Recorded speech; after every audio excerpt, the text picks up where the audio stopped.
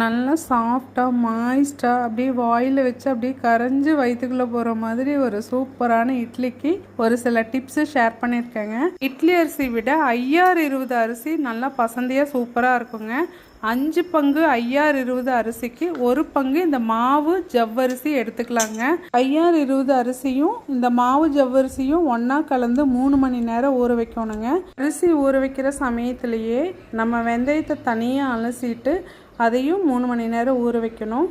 அதுக்கு அடுத்தது உளுந்து பார்த்திங்கன்னா 2 மணி நேரம் ஊற வச்சா போதும். அரிசி ஊற வச்சு 1 மணி நேரம் கழித்து உளுந்து ஊற வச்சிங்கன்னா சரியாக இருக்கும். ஃபஸ்ட்டு உளுந்தை நல்லா அரைச்சி எடுத்து வச்சுட்டு அதுக்கப்புறமா அரிசியை நல்லா நைஸாக அரைச்சிட்டுங்க.